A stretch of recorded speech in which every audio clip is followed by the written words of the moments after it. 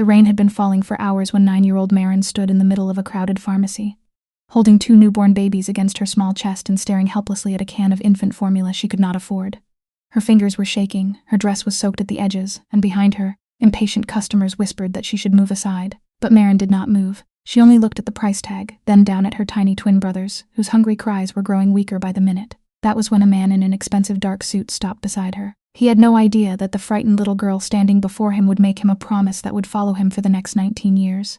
Before we continue, if you believe that one act of kindness can change an entire life, please like this video, share it with someone who needs hope, comment your thoughts, and subscribe to Little Angel's Justice for more emotional stories. And tell us in the comments, where are you watching from?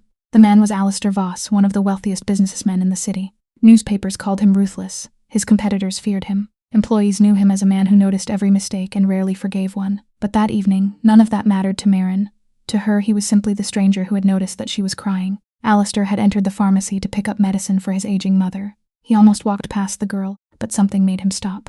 Maren looked far too young to be carrying 2 babies alone. Her arms trembled from exhaustion, yet she held the twins carefully, as if letting go for even a second would cause the whole world to collapse. When Alistair asked where her parents were, Maren lowered her eyes. Her mother had died 3 days earlier after becoming sick, and her father had disappeared years before that.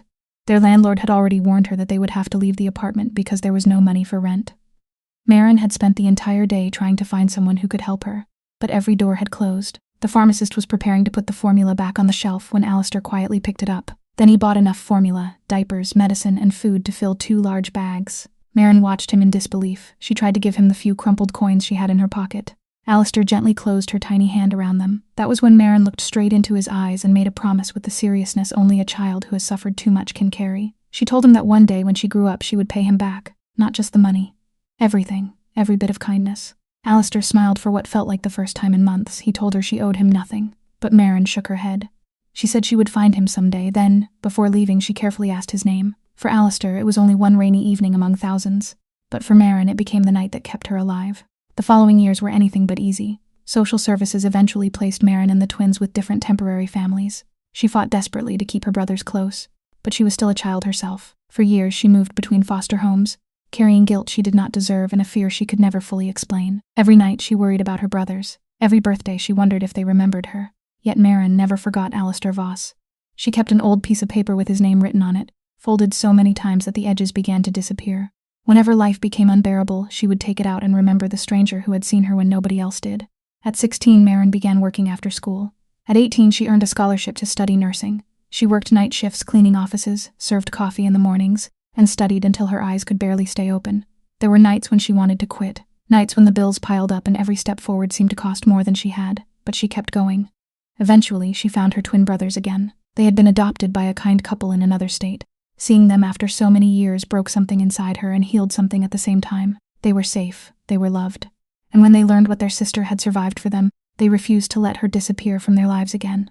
19 years passed. One cold autumn morning, Alistair Voss sat alone in his enormous office staring at the city below. His company was still successful, his wealth had grown.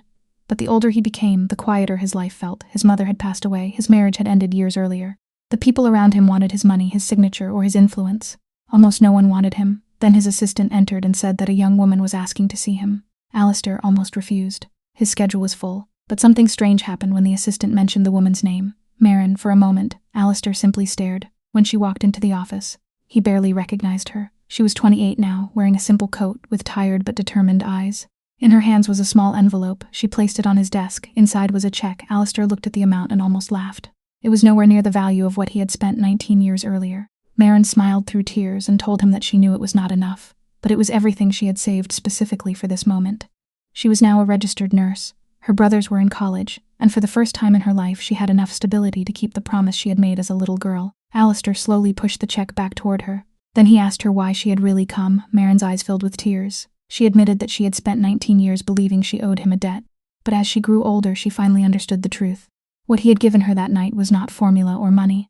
He had given her proof that she mattered, and that proof had carried her through every dark year that followed. Alistair looked away, unable to speak. Then Maren told him that she had come to pay him back in the only way she knew how. She had recently started volunteering at a shelter for children who had nowhere to go. She wanted to build a larger program to help children leaving foster care find housing, education, and work. She did not want his money as a gift. She wanted him to invest in hope. For the first time in many years, Alistair felt something inside him come alive. That afternoon, the billionaire did more than fund Marin's program. He became involved in it. Within 2 years, hundreds of young people had received scholarships, temporary housing, counseling, and jobs through the foundation Marin built. And every year, on the anniversary of that rainy night, Marin and Alistair returned to the same pharmacy.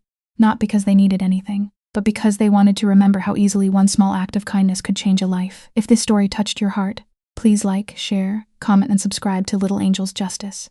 Your engagement helps these stories reach more people who may need a reminder that kindness is never wasted. And before the ending, please comment, kindness always comes back. If you believe even one good deed can create a better future. 19 years earlier, a billionaire had looked at a frightened little girl and expected nothing in return. But Marin had kept her promise, not by repaying the money, but by taking the kindness she received on the darkest night of her life and multiplying it until hundreds of other lives were changed too, because sometimes the greatest debt we can repay is not to return what we were given. It is to make sure that the kindness given to us does not end with us.